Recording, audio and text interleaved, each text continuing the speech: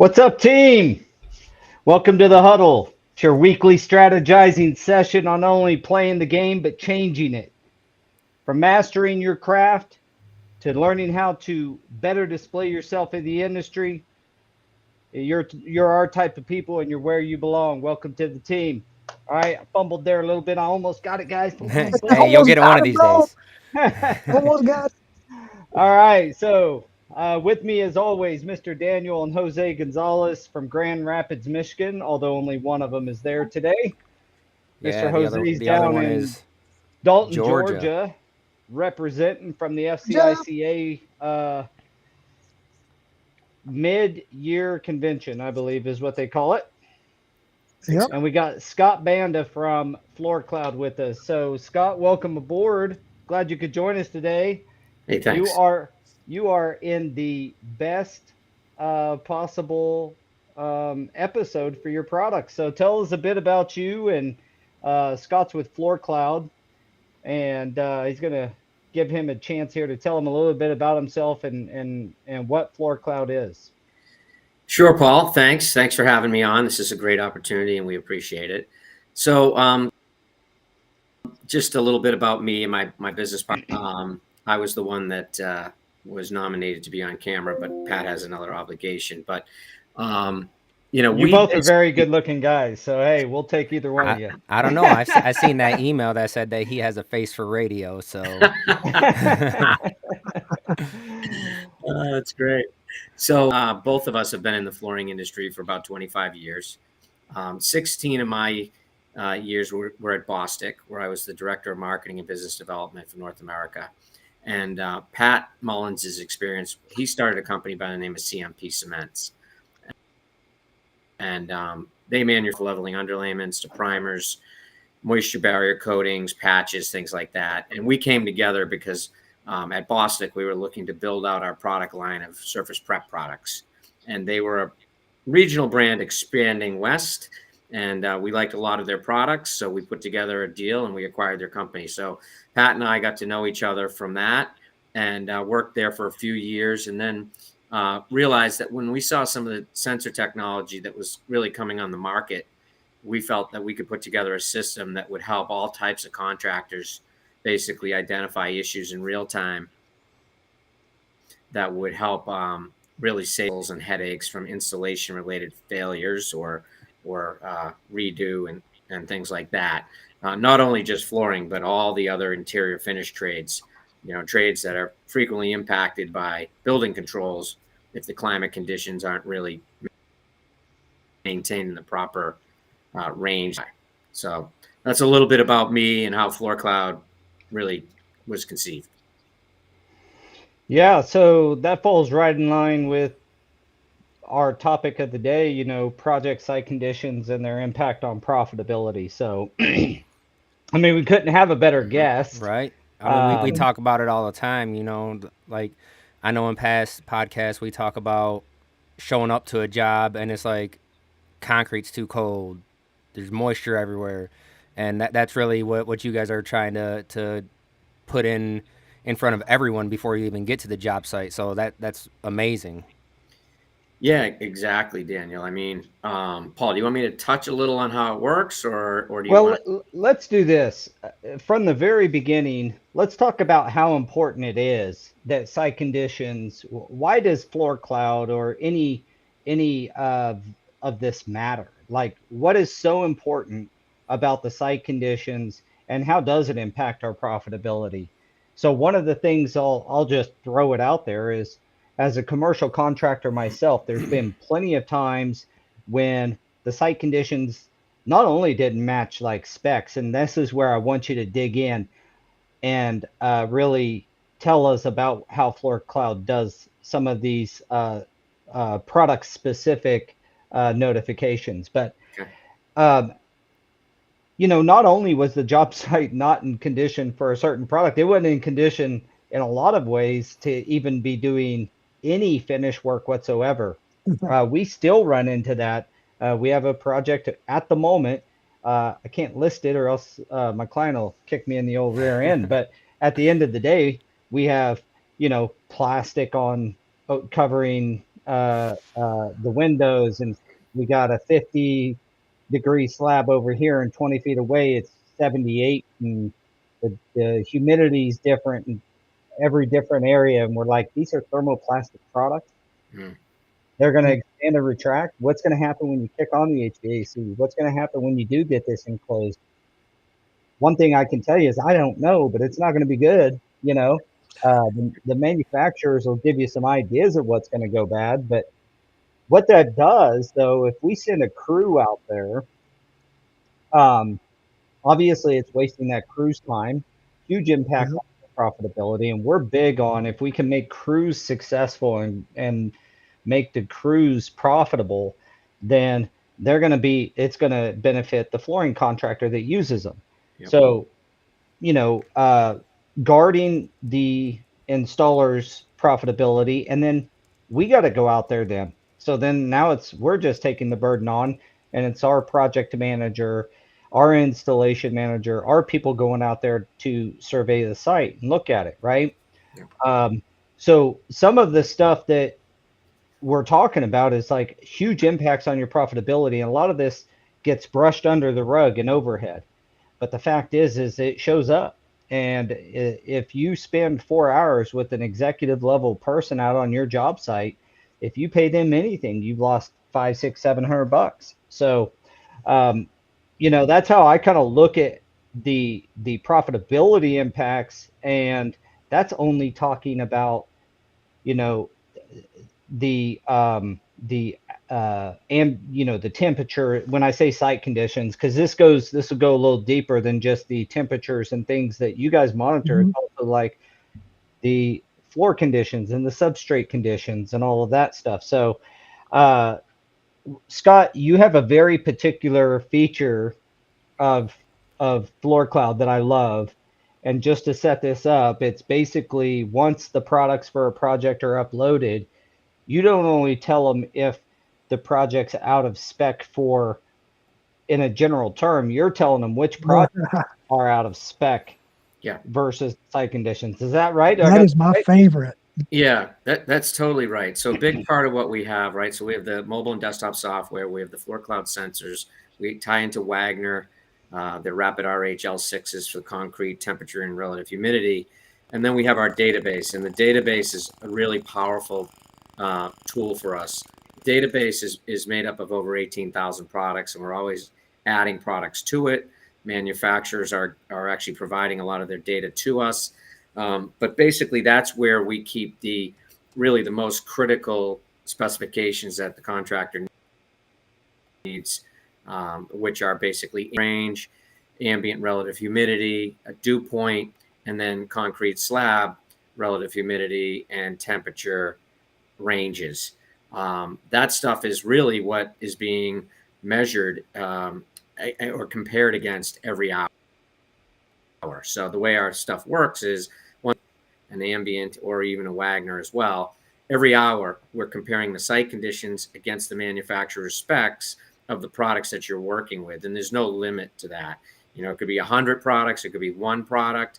And if things dip out of this spec range because building controls get turned off, GC, whether it's, heat or AC or too dry or too humid, you will get an alert, and it'll be specific to the product that's impacted, to the level of detail of what product, what section of the job, and the delta that it is off the manufacturer. Give you a sense. If it's only 2 degrees off, okay. If it's 10, 15, all right, we may want to get in touch with the manufacturer and get a little more guidance here or whatnot if we should proceed.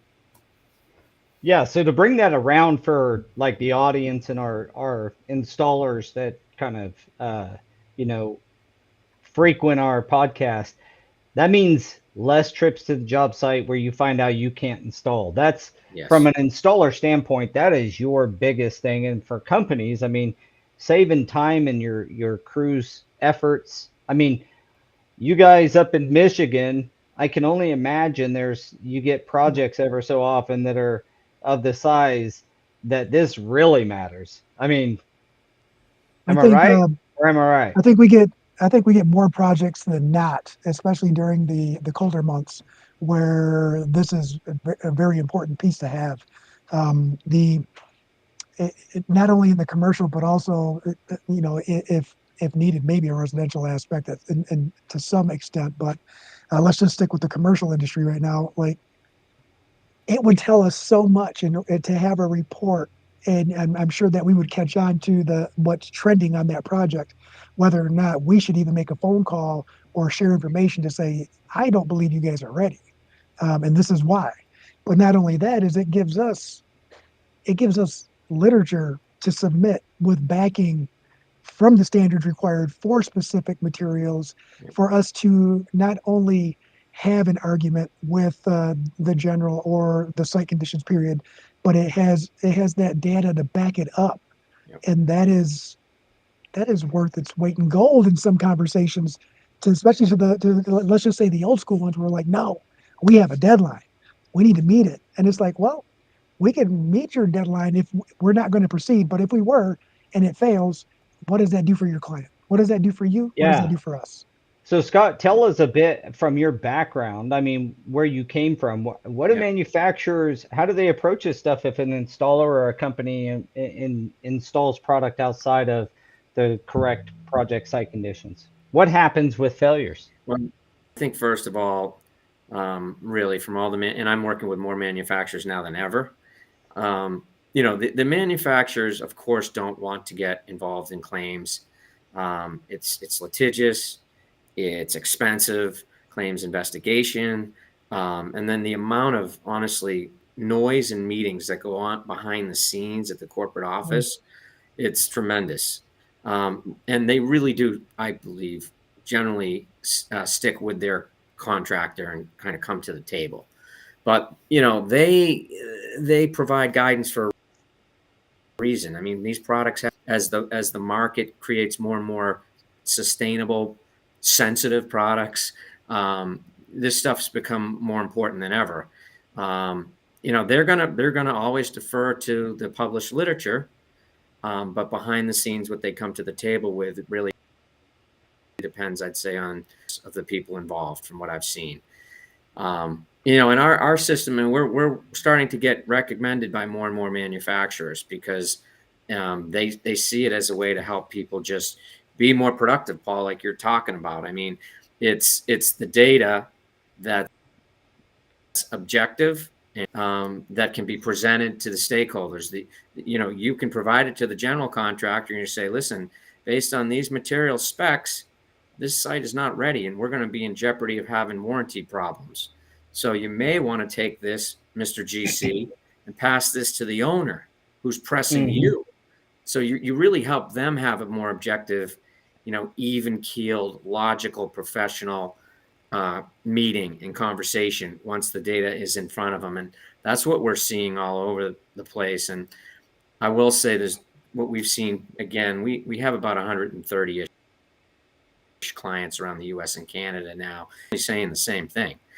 Unrelated to one another. They're saying, this is the data that's allowing me to push back and get these site conditions to what they need to be.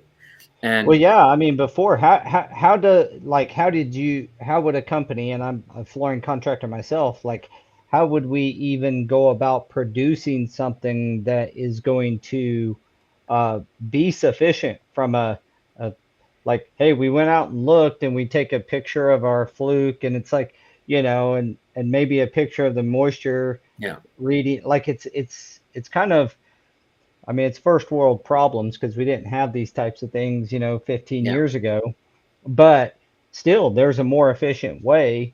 And it allows you to create a report and send it to your GC, and you can even add your GC to that particular project if you wanted, from my understanding. That's 100% right. I mean, as to what you more or less alluded to, it's manual. With manual comes time running back and forth, potential errors, transcribing readings, and then a bit of the honor system. So, with our system and what you just said about putting the general contractor on it and then not. And it's a great way for the flooring contractor or any really sub to get close with their GC. Is say, hey, this is technology we're using to monitor the site. We'll give you a receipt. put you on the system. You can see everything I can see. And it really does strengthen the relationship between the sub and the GC, and everybody's sort of rearranged the schedule. If it's too cold in one area, they're not going to want to put down a rubber that, could be a $300,000 problem a month later. What do you think, Daniel? I think he's absolutely right. I think it's like, is it beneficial for us? Absolutely, but it's more beneficial for the GC because they're the ones that are, inevitably they're the ones that are going to have to come out of pocket if anything happens, right? I mean, we would like to think anyways, but I mean, for them to see everything that we see and in real time and say, hey, this isn't ready, and here's a link, so you can see exactly what I'm talking about, instead of me having to do a report and then them coming back with, well, is this report accurate? Yeah. You're seeing exactly what I'm seeing at that exact moment, and that's absolutely beneficial for the industry. That's great technology right there. And that Daniel made a good point. Sorry, it just brings like we were on a project probably 10 years ago where it was in the middle of summer. There was, no HVAC, and they're trying to have us install this sheet vinyl, and the adhesive is not setting up. And it's just something like this would have been really, really beneficial 10 years ago when we were on that project, but, it wasn't around, but it is now. So that's where you can start implementing things and be ahead of, showing up on that job site and trying to explain to them that it's not ready. That's right. Yeah. So for the installers out there, like, ask your company if they know about Floor Cloud. If you're working for a shop, I mean, ask them if do they know about Floor Cloud.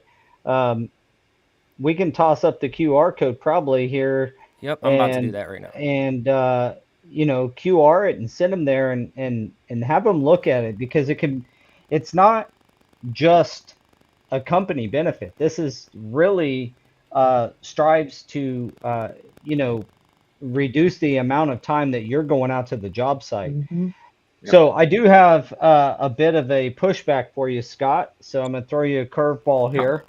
What do you say to the flooring companies and installers who say this is the GC's responsibility? Why are they not buying why are GCs not just adopting and putting your stuff in and then reporting to us? Yeah, no, it's a good question. I'll tell you, the GCs we're approaching maybe 15, 16 GCs. And that's great. When we have the conversation with the GCs, it's interesting. They are usually thinking of millwork, drywall, wall coverings, and then they're kind of like, oh yeah, and flooring. But damn, we always get walked on. Yeah, it's kind of it's interesting. But what I would tell you is that the number one reason is the flooring contractor, the sub, wants to control the data themselves. So, that's proprietary. It's stored in your own job file in the cloud, and you own that data. So a year later, if there's a problem, you can go back and you can get that data and have control over it. That's what I would tell you is the number one reason. And there's been plenty of jobs. I was just on one in Boston yesterday. 2 cloud contractors were on there, flooring contractors, and the GC had Floor Cloud. So now there's a big property, so they're all doing different things. But I think there's a place for it to really coexist with the GC having it as well. Well, that's a good point. A very good point. I would like to, so the quick and easy answer is you own the data. And if there's a problem later, you got something to go back to and say, we were in conditions when we installed. Yep. And that's going to tie right into what Daniel had said too. And when it's the honor system, when we take our own reports and we have everything written in pictures, it is during the time that test was done, that particular temperature was taken. This avenue is a consistent reading, or constant reading. It's a video, not a photograph. That's right. Right. Yeah. And it's not a part of time. It is time. Yeah. It's like I didn't Photoshop this picture that I took you guys of Yeah. this test right here. This date is real. Like my picture is timestamped, but this Yep. is timestamped way more often with less visits. It it really eliminates the, Yeah. I don't want to say time that we've wasted going back and babysat projects, Right. but it gives you time back Yeah. to focus on other things. Yeah. I mean, I'll tell you guys how people are most commonly using it. They use it early, put it on the site early to do kind of, Paul, what you were alluding to, and that appropriate to send the labor there, because there's nothing worse than sending labor and it's 40 degrees there and you can't do anything and then they have to be redeployed. That's a real cost. But the other thing, I was just at a couple different conferences. One was StarNet's Tech Summit. The other one was Fuse's conference. And a common theme at my booth is saying that, obviously the importance of acclimation of everything, essentially any of the resilient products or rubber products and hardwood products is critical. And, this is a great use to help you monitor acclimation too. Just putting material on site, and saying, yeah, it's going to be there for 2 weeks, so it's acclimated. There's no need for that risk. You can have a sensor in that room. You can see exactly for yourself if windows are getting opened or doors and whatnot, and respond to that. And then really, truly only install it when you know it's ready. That alone is becoming one of the most popular uses we have. And then, of course, during the installation. But then also, guys are leaving these sensors behind a couple weeks or even a month, just because flooring contractor could do a phenomenal job, the most intricate work, medallions, you name it, and be off the project. And then all you need is somebody else, the owner, to turn off the controls because they think it's all done. And then the flooring contractor's getting, brought to the table about, you don't know how to do an adhesive installation. You're like, Yep. really? We've been there on a project not long ago. Yeah, me too. Let's tell some war stories. Man, I And think we've already talked about this project, but it was a church and they turned the HVAC off when no one was in there, and then it's not something that then issues start happening, and Yeah. you start getting all investigative, and they try to blame it. Everyone is blaming someone else, but Yeah. essentially, once you start asking the right questions, things start coming to light, and it's like, yeah, this is why. And You start asking the right people. yeah, and You it's find you just find the something that, mechanic. right, and it sucks, right? Because you don't want to add to the problem and say it's going to cost this much more. It's like, how can we come together and all solve this Yeah. issue that happened? It's not, I don't want to be that person and say, nope, it's your guys' issue. It's like, what can we do to help at the same Right. time? Right. Yep. Yep. And Yeah, I had a sports floor that did the same thing. They ended up it was an outbuilding with its own HVAC, and they turned that sucker down to 50 degrees when it oh, was not being used. So 5, 6 days in a row, it'd be down in the 50s, and then they wonder why they start having failure. Uh, we went back and took care of it one time, and then the second time I was like, I've got to charge you for this. You're gonna have to keep this within 7% of what your day-to-day temperature is. I tell them 7. I've heard up to 10% difference. So if you're going to be a 72, you can be down, 7 plus or minus a bit degrees from that. But you certainly can't go from 72 to 50 all the time, and then crank it up to 72 when you have basketball games or whatever in there. Yeah. I mean, it destroys flooring. How often have you heard, Scott, from your clients that they do leave it behind? And you said a couple of weeks. Is that fairly often they're doing that? I'd say guys that are on it now that have been on it for a while are definitely doing that. And then we always we're trying to share as many examples of successes. And once we start to do that, we need to do a better job of that. But once people start to hear that, they get it. Like your example of the cooling one, Northeast, Midwest, all these hot areas, when they're getting schools ready, as you guys know, super tough timeline. Things are generally not that cool. They're uncontrolled, and then they slam on that HVAC, crank the AC, And the sites that have our sensors, basically, you'll get an alert right away. You might see some gapping where it starts, but you'll be alerted early on, and you can get in there and let somebody know that, hey, that stuff's supposed to be cooled, 1 degree a day for 7 days or whatever. I'm convinced, a lot of these mistakes are. There's a lot of materials. Not everybody knows the nuances behind it. But you're really kind of taking all those mistakes off the table if you keep this thing there for a couple weeks. We had a 110 unit condo complex out in LA. It was like 105 degrees out there. Same thing. This was LVP. They got in there, saved that. It was a massive Mondo job in Connecticut that we saved because the owner had turned off the controls. Not the GC. The GC was sent the alert. They got in there over the weekend, turned it all back on. And I was told by that contract, $1,000, argument. So though for the cost of having Floor Cloud on there for a couple of weeks or a month, it's peanuts compared to what it's saving. Yeah, and you could be the hero. And you can I got a question for you, Scott. Yeah.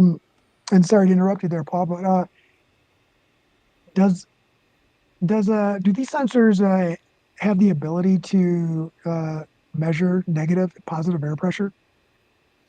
So they measure barometric pressure. Is that what you're referring to? So primarily for locating the device. So they are GPS tracked within 30 feet. But then if you go vertical, we have the ability to look at barometric pressure, which tells you how far above sea level the unit is. So you can get a sense of what floor it might be on. I'm curious though, why do you?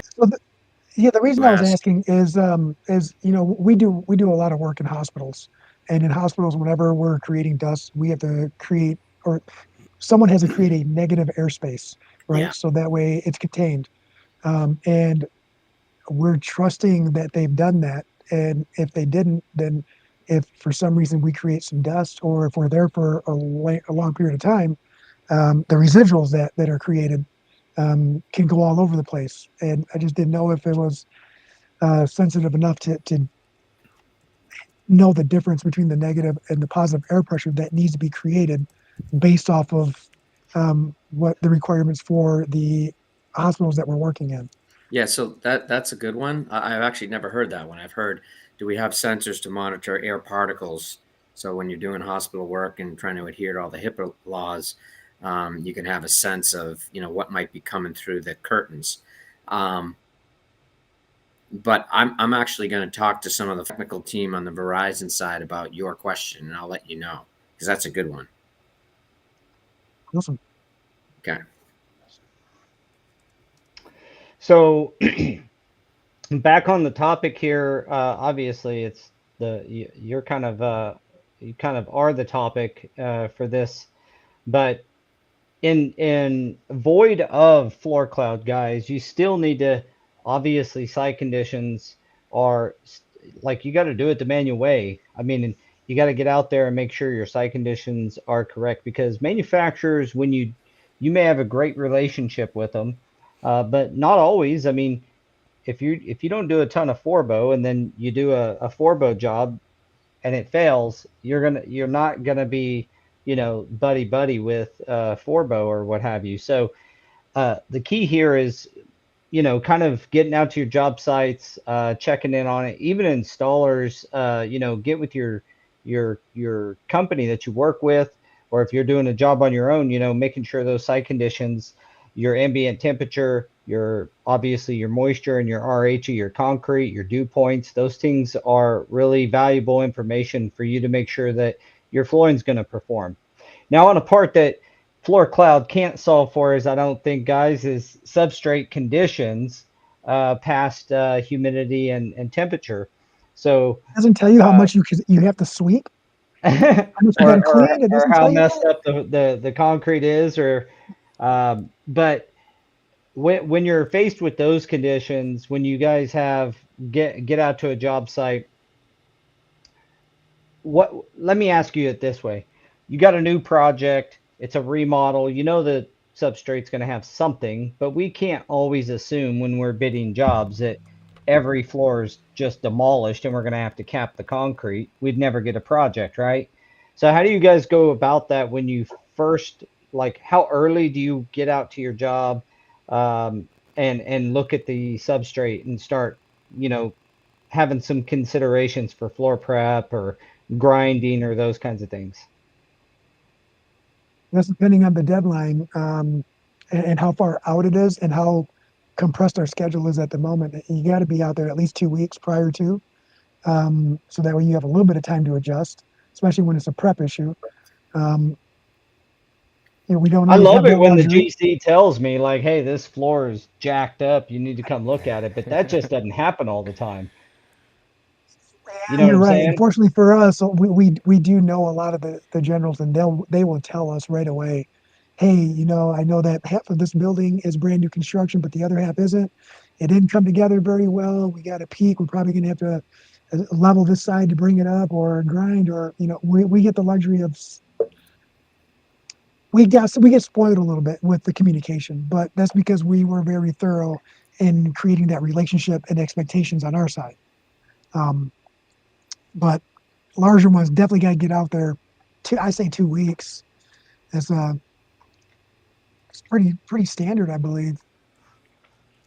Yeah, I try to get out there as early as possible. I figure we can't, you know, fight that battle too early.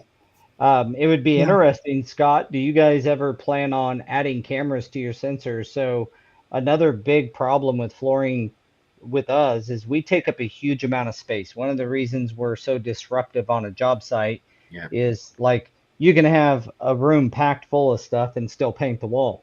Yep. You can't have a room packed full of stuff and still put in the floor. Right. So The floor, a they do lot the of floor. times, I'm thinking of a project right now that we're doing where, um, we're getting out there early. We're doing some floor prep and a little bit early, but you know, you get all the prep done and your guys are getting ready, go out there and start sanding floors and doing stuff. And you get there and the room's absolutely packed full of stuff. Like, Yeah. it just packed full of every other trade stuff, Yeah. right where you're supposed to start. Yeah. Do you guys have a future plan of adding a nice little camera to the outside so a guy like me goes out, sets a sensor, Yeah.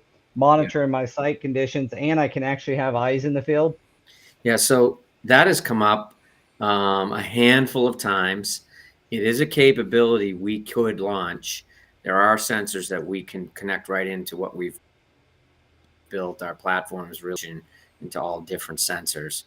Um, we're just kind of a little apprehensive to do that right now because we're worried about people feeling that, it's a big brother thing. And, are those sensors going to go missing because of that?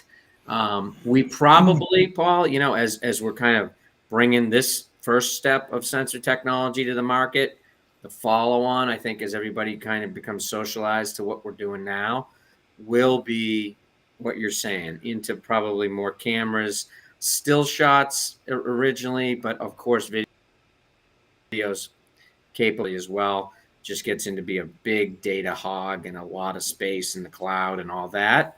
But I could see that coming out in a few Yeah, I was years. just curious if you guys were thinking about that and if that had been brought up. I mean, just I getting a gotta ask him picture that when I first met every him. hour would be awesome addition. And what you guys already have is great, obviously, and serves a huge need. Just thinking in the future, Yep. as you guys, mold your business and expand your service offerings, it's possible that, getting a picture showing you your job site every once in a while, Yep. Yep. and I guess, knowing installers, there'd be a few, middle fingers on those pictures. I'm just guessing. Probably a lot more than a little bit of middle fingers. Every Yeah. time someone walks past it, they'd be doing something. Yeah. No, I see it being That's valuable. hilarious. Guys have spoken about it for the same exact reason you said. We had a big customer in Texas actually ask us the same thing. They drive 6 hours to sites and only to run into the same thing you said. Yeah. And then, like you said, like Big Brother's watching, right? But I mean, at Yeah. this point, it's 2024. You kind of gotta think that someone is watching you all the time, anyways. So if Yeah, it's not that yeah. camera, there's another camera right around the corner that's going to be watching you. I've seen projects where they put cameras up and then they do a time lapse, and it's like I didn't even know any cameras were there. But you kind of Hmm. gotta just expect that these days. Hey, Yeah. Yeah. they got me picking my nose and my butt. And I'm not going to say what order. That's disgusting. I know. All That's right, so back on track here. So I got a question when you for you guys up there, just commercial flooring contractors in general, when you have had those conversations with your end user and the site condition or your contractor, whoever you're working for, and the site conditions are not up to par, and let's use the old way, pre floor cloud. How are those conversations? Like, um, are they, do your contractors or your end users, I see a difference between those two. So let's use GCs. Do you see them being receptive to what you say? I think that we've been pretty lucky to have GCs that rely on us in order to tell them, kind of what the best thing is. But at the same time, Mhm. we've been on that other side where they're like, we don't care, just put it down. And it's a lot of pushback. And that's where, our buddy Paul Stewart gave us some tips on that about having, things signed off by not only the GC, but the owner and the architect. Mm. And then I think once you present that form right there, that's when they're kind of like, all right, let's maybe we should wait or do something about Just this so that way it's just right. turn in the change order. Just turn in the change order. We'll get it taken care of. Yeah. Um, Yeah. Daniel's Well, right. And to add to what Daniel said is if you're an installer out there and you are not doing your best or making your best effort to even track project information for yourself, um, do yourself a favor, get a notebook, take some pictures, and do it. Especially if something is out of line. If you're uncomfortable for an install, try to have some kind of information or literature that you are tracking yourself, because a photo with a timestamp, a concern, an email, a text message with some concerns could actually help you at the end of the day, especially when there's an argument or a case being created against you because of a potential failure or a failure. yeah, and if We, you're Right. we, if you're if you're on Go Carrera, you can take those pictures, toss them right in the chat, yeah, and put your concerns in the chat. Um, those types of things, those documentation, you documenting your project and the condition that it's in, or even things being in your way, that goes a long way. Yeah. I created Go Carrera to be transparent in many ways, Yeah. transparent into the installer's skill and ability, but transparent into the job site and what the installer has to go through, transparent on change orders. The key here is if you don't have Go Carrera and you ain't got Floor Cloud, then you do what Jose was just talking about and document it yourself. Protect yourself. Make sure that you are, bringing your expertise to the table. I mean, that's what installers were here for, is to really say this is. I mean, the company should know. I get that, and I mhm, challenged Scott, and he made a very good point on why GCs aren't the only ones using Floor Cloud. The reason only flooring companies should not be responsible for tracking that is so you can protect yourself. If you track it on yourself, like Jose just said, and you're taking notes and pictures, um, in a big part, you're protecting yourself from a future issue. So yeah, we always Yep. talk about, I mean, it's almost every podcast, it comes around to communication in some sort. And that's really what Floor Cloud does in an automated way. It's what Go Carrera does in a very automated way.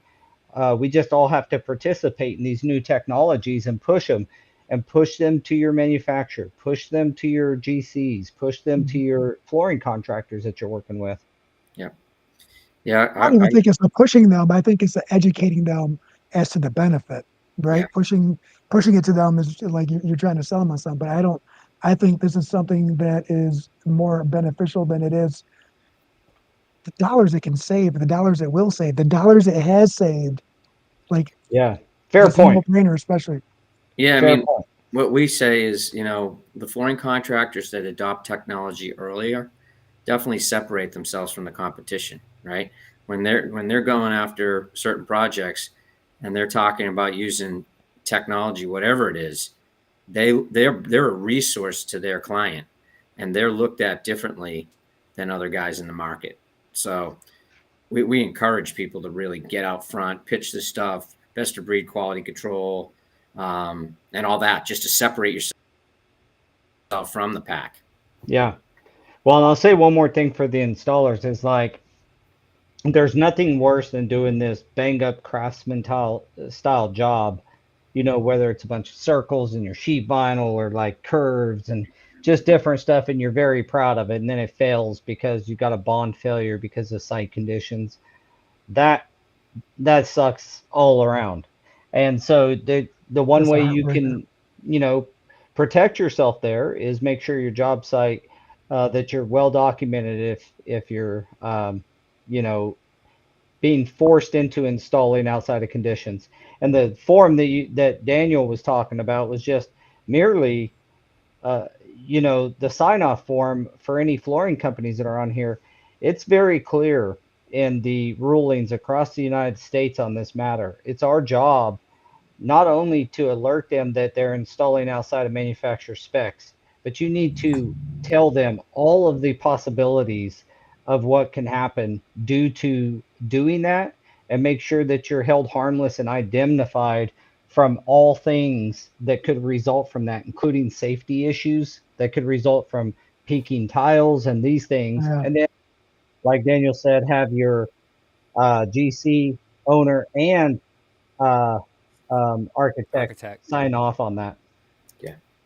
Yeah, Yeah. and like there was a project that we were on, this years ago, before floor cloud was on our radar, and I mean it didn't take much to monitor site conditions, right? But we'd physically have to be there. It's going to Home Depot or your box store and buying the thermostat that keeps track of the temperature and humidity. I mean, it's kind of cheap insurance, right? But still, that's something. That job site was an hour and 20 minutes away, so that's where the pictures came in too, where every morning I'd make my rounds, take a photo of them.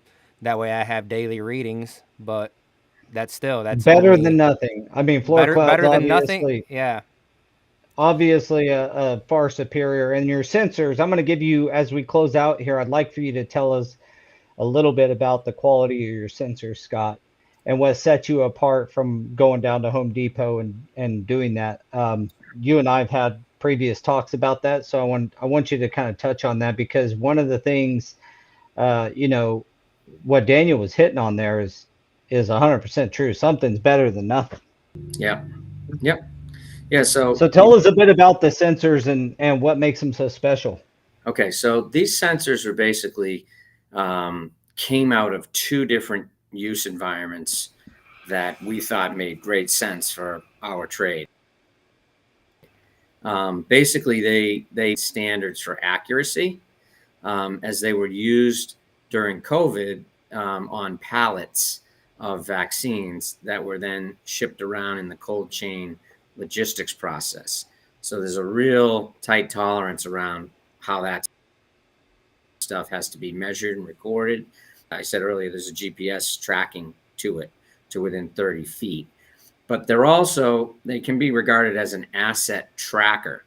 And that's basically something that is being put on backhoes and bulldozers and heavy equipment on sites. It is so they can be in very rugged environments. They're IP67 rated. They can get wet, they can get dirty, dusty, whatnot. So they're very accurate yet very durable. Awesome. Yeah. Well, that's what sets them apart, guys. So give Floor Cloud some love. I see we've had a few clicks on the QR code already. Again, encourage educate, as Jose said, your companies that you may be working with. If you're an installer and companies, you know, it's like Scott said, it's pretty cheap insurance. So look forward to you know, seeing your success, Scott, with Floor Cloud and more job sites and just better project outcomes. That's really what we all want. So Yeah. Yeah, and Thank you. there was Patrick was at, where were we at? The summit with NAFCT and Yep. Unite, and Yep. gave a presentation on it. And I actually just released a little short earlier today, and there will be a few more, just, you know, bits and pieces on your guys' software coming out on the social media. So we Awesome. definitely, he definitely did a good job on that, and the video that you guys put together is great. And I'm looking forward to using your guys' stuff in the future on some projects. Great. Well, You know, we appreciate it. Jonathan and Robert Varden both said that, you know, they got them in the schools, so it's not just for job sites either. It's anywhere that could be valuable. It doesn't have to be just job site specific. They want to make sure that the schools are, you know, staying within tolerance too, and that's huge. Yeah, and those guys are starting to integrate it into a little bit of the curriculum. But yeah, we There want you to thank you go. guys.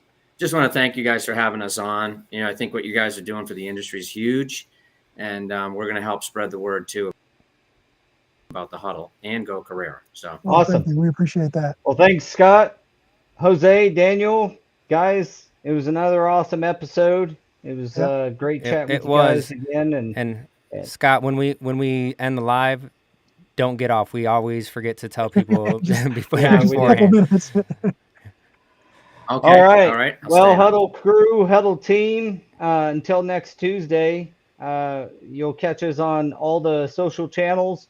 If you see us on any of those, give us a like, give us a subscribe, you know, make a comment, tell us what we're doing great, what we're following, and give us some more topics to discuss. We love when you guys give us those topics from the audience because that helps us to, you know, obviously aggregate and communicate better with what you guys are facing out in the field all the time and in your businesses. So from there, we'll catch you guys later. It was great having you, Scott, and thanks everybody for Yeah. your participation and Thanks, comments. guys. We'll see you next week.